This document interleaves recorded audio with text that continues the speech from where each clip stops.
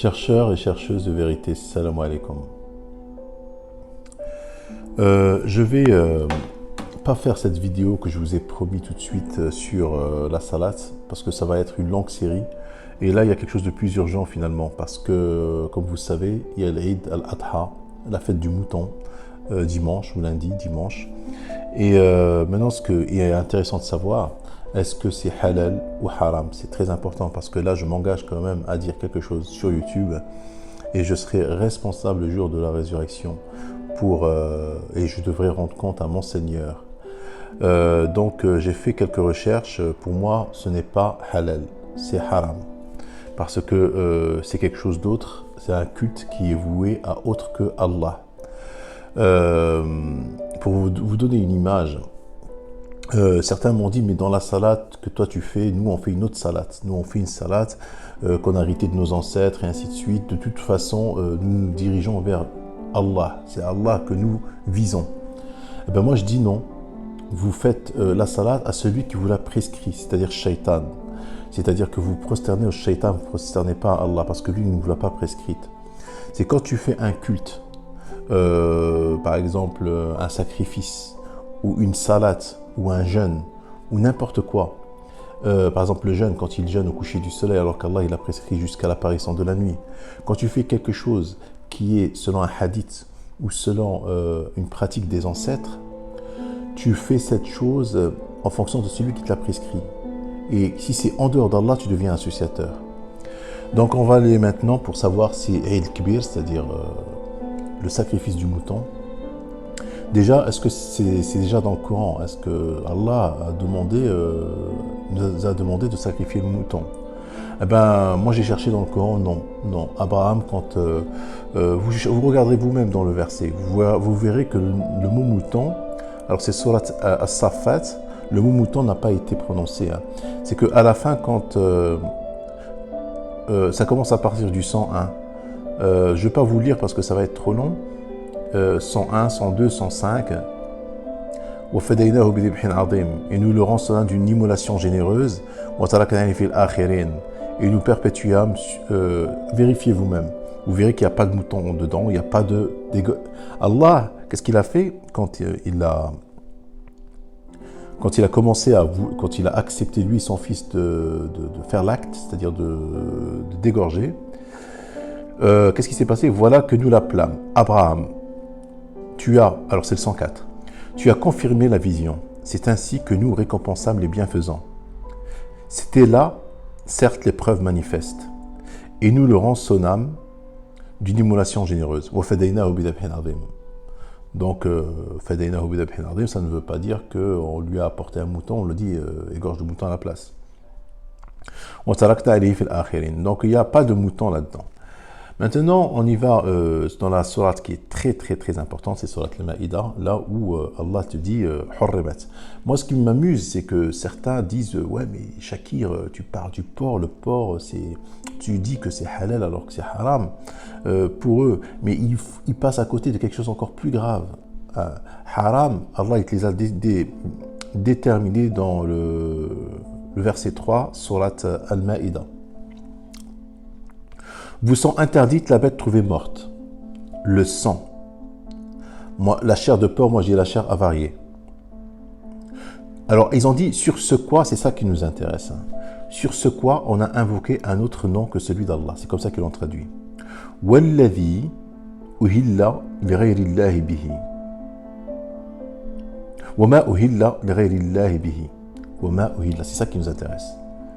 Wama uhilla, c'est-à-dire que sur ce quoi on a appelé, on invite.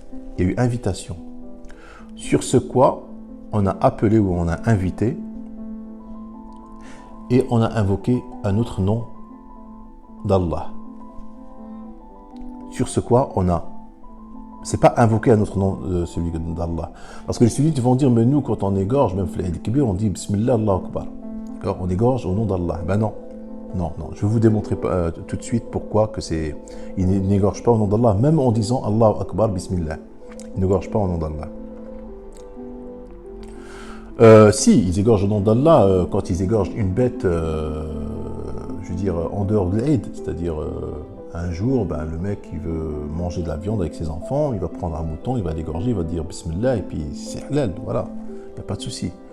Mais le jour de l'Eid, c'est pas au nom d'Allah. Après, la bête étouffée, la bête assommée, et ainsi de suite jusqu'à la fin du verset. Donc, c'est-à-dire la bête, ou l'adi, ça ne veut pas dire une bête. L'adi, ça veut dire c'est ta'am, c'est-à-dire tout. Ça peut être du poisson, ça peut être des légumes, ça peut être végétarien, ça peut être crudivore, tout ce que vous voulez. Et Waladi, c'est-à-dire c'est de la nourriture qu'on a appelée, qu'on a invitée et qu'on a invoquée à notre nom d'Allah. C'est-à-dire, par exemple, on vous invite un jour pour manger des crudités, ou du poisson, mais on vous dit c'est à l'honneur du dieu Thor. Je sais pas quoi, bon, c'est juste comme ça, je vous dis ça par hasard, du dieu Thor. Eh bien, c'est haram. C'est ça qui a rendu Allah haram. Après, les gens ils vont se focaliser sur la viande du porc, mais ils vont passer à côté de ça qui est encore beaucoup plus grave. On va déterminer. Donc, le Eid Kibir, c'est quoi?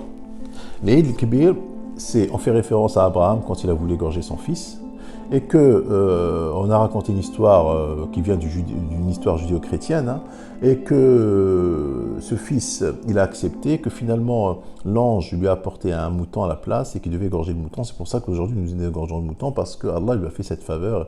Ça n'a aucune moralité en fait, ça n'a aucune moralité. Allah il nous demande de faire le Hajj.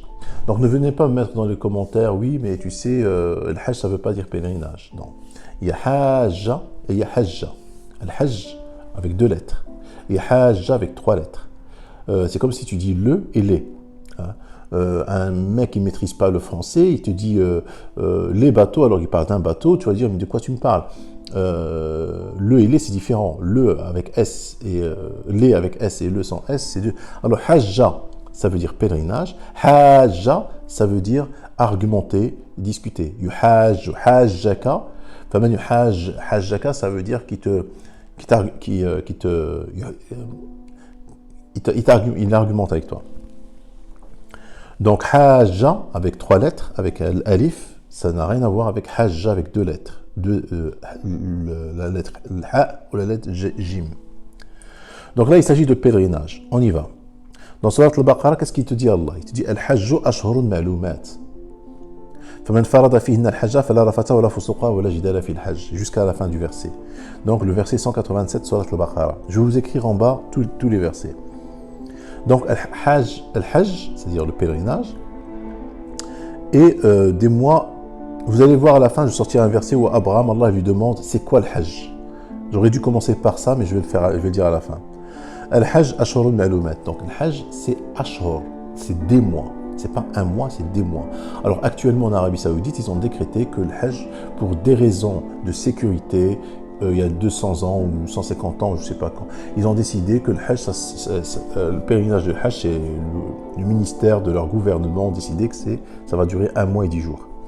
Alors que dans le Coran, c'est Ashhur, c'est Ashhur Hurum, c'est-à-dire 4 mois. C'est 4 mois que tu peux faire le Hajj. Donc déjà, si tu égorges le mouton dimanche prochain, c'est-à-dire que ça doit coïncider avec au moment où les gens descendent de Arafat à la Mecque et égorgent leur mouton, déjà tu as tout faux.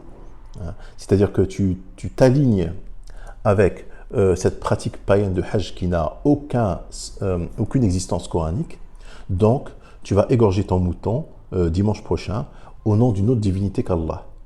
C'est-à-dire que tu vas inviter tes enfants, ou ta famille, ou voilà, tu vas les inviter pour un repas, où tu as, invoqué un autre nom que celui d'Allah. Parce que même si tu dis Allah Akbar, c'est-à-dire que Allah, le Hajj n'est pas maintenant. La période de Hajj, c'est l'Ashhur al-Hurum. Et l'Ashhur al-Hurum, comme je vous ai, c'est pareil que le Ramadan, les mois se sont décalés, les mois se sont emballés, qu'il y a le calendrier lunaire et le calendrier solaire, c'est-à-dire que ça correspond normalement au printemps. L'Ashhur al-Hurum, c'est la reproduction des animaux. D'accord. Donc, au moment où tu dois égorger, déjà tu ne dois même pas égorger le mouton si tu n'es pas en Hajj. Allah il te demande d'égorger le mouton quand tu es au Hajj, quand tu dois faire le sacrifice, c'est quand tu es au Hajj, quand tu es au moment du pèlerinage, quand tu fais le pèlerinage. Mais si tu es chez toi et tu inventes une religion en fait, tu inventes quelque chose qui n'existe pas, et tu dis que c'est au nom d'Allah, que ça vient d'Allah, ils écrivent de leur main droite, ils disent cela provient d'Allah. C'est ça le shirk, c'est ça l'association. Pour moi,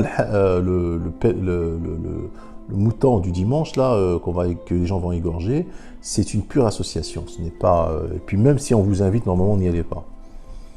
Donc là, il te parle de Hajj. C'est quoi le Hajj? وإذ بوأنا لإبراهيم مكان البيت أن لا تشرك بي شيئا وطهر بيتي للطائفين والقائمين والركع السجود. Et quand nous indiquons pour Abraham le lieu de la maison, Al-Kaaba, en lui disant ne m'associe rien, ne purifie et purifie ma maison pour ceux qui font le va-et-vient, où ils ont marqué tourne autour, pour ceux qui s'y tiennent debout et pour ceux qui se prosternent. Et fait aux gens une annonce pour le Hajj. وأذن في الناس بالحج. في الحج. Ils viendront vers toi à pied et aussi sur toute monture venant de tout chemin éloigné. Alors, c'est quoi le Hajj? Là, il t'explique Allah dans le 28 et le 29. Relisez-le attentivement, le 28 et le 29 dans Surat al-Hajj. C'est là où il t'explique c'est quoi le Hajj. Ce n'est pas argumenté. Non, c'est vraiment le pèlerinage. Le 28 et le 29. Je répète, le 28 et le 29 dans Surat al-Hajj. C'est très important. Pour participer aux avantages qui leur ont été accordés. C'est le commerce, je pense qu'il fait allusion au commerce. Et pour invoquer le nom d'Allah au jour fixé. Deuxième chose. Sur la bête de cheptel qui leur a attribué. Mangez-en vous-même et faites-en manger les besogneux misérables. C'est-à-dire qu'il y a un sacrifice. Puis, qu'ils mettent fin à leur interdit. D'accord?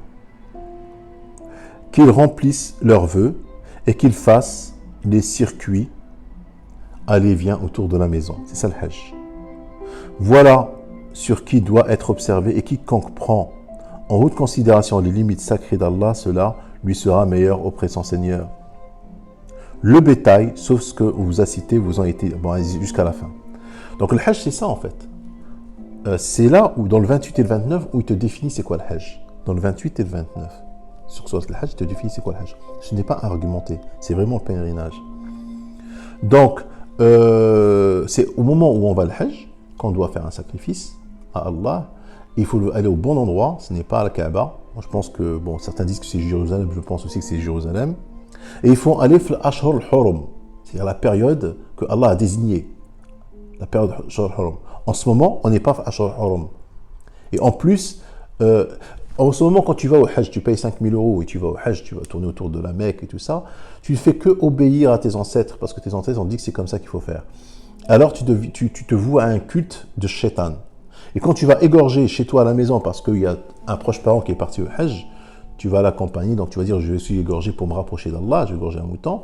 Tu ne fais que égorger ce mouton pour obéir au shaitan, parce que c'est shaitan qui te l'a prescrit. C'est pareil que la salat, c'est pareil que siyam jusqu'au coucher du soleil, pareil jusqu'à l'apparition de la nuit.